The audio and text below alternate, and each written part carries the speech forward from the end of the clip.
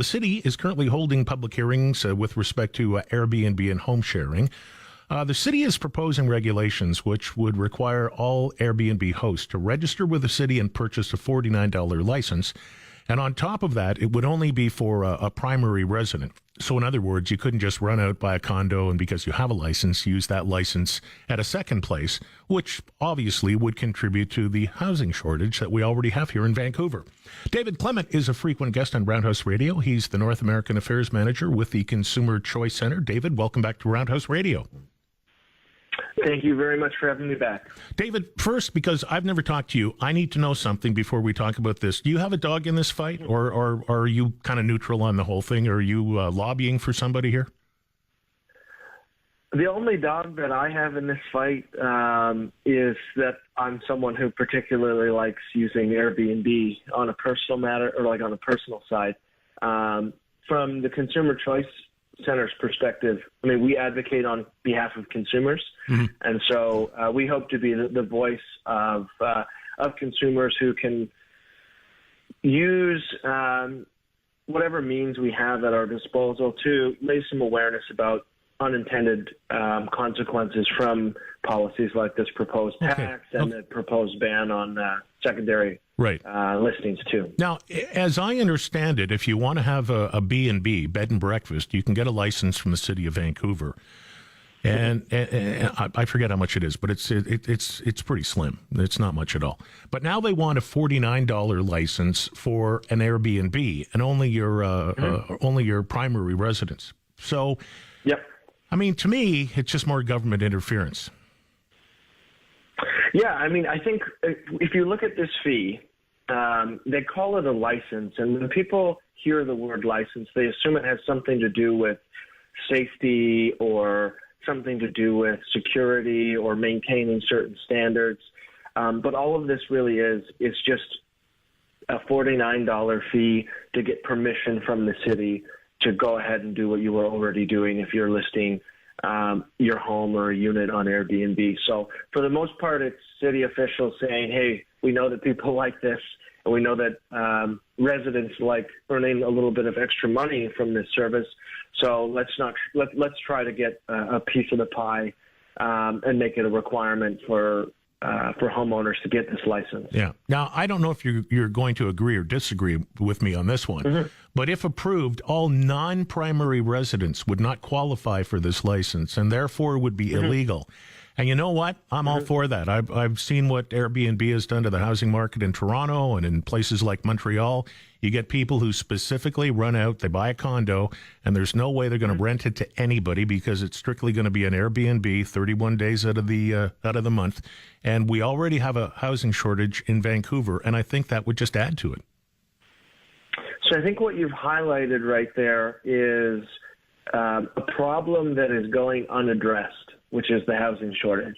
If you look at major Canadian cities, especially Vancouver and Toronto, we have chronic undersupply. And so I understand some people's concerns in terms of the issue of people using the short-term rental market and earning extra money off of that market, let's say through something like Airbnb.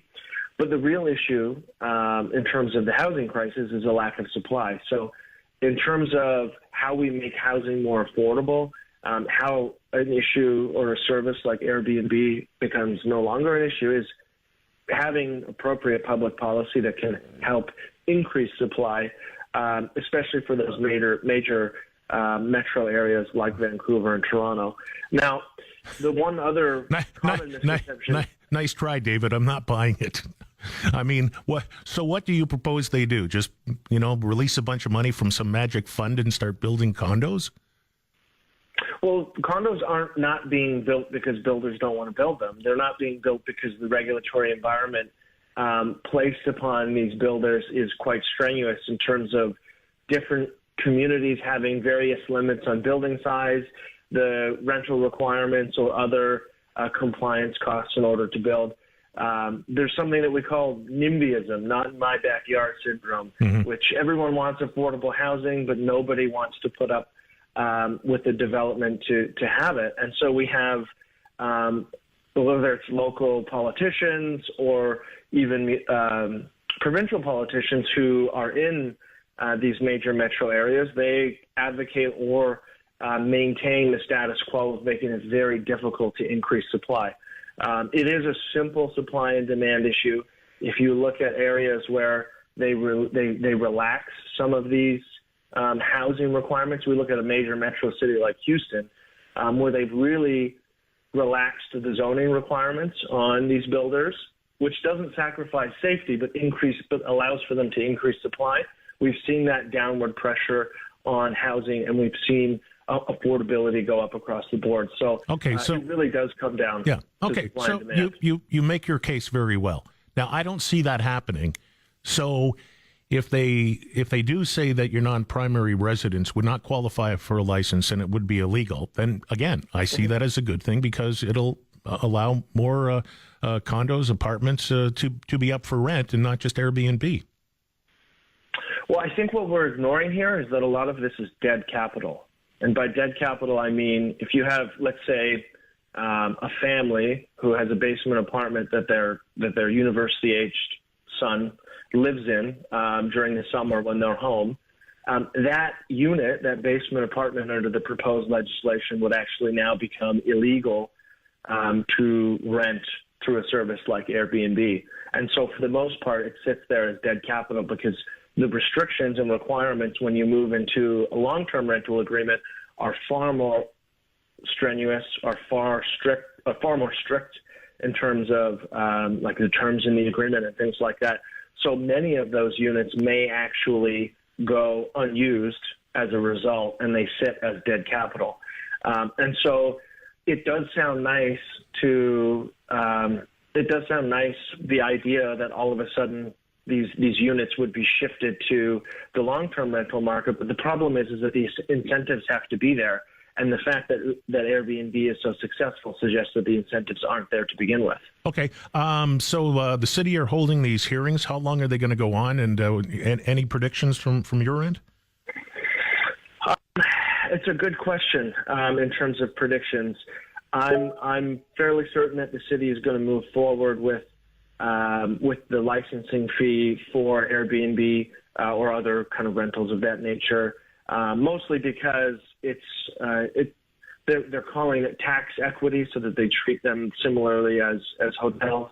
In terms of the secondary ban, I would really like to see that be scrapped or to see additional provisions added into any proposals that make exceptions for people who are capitalized or utilizing dead capital. So the example of like a basement apartment, and ultimately respecting the rights of property owners, because at the end of the day, we have to realize these are people's homes.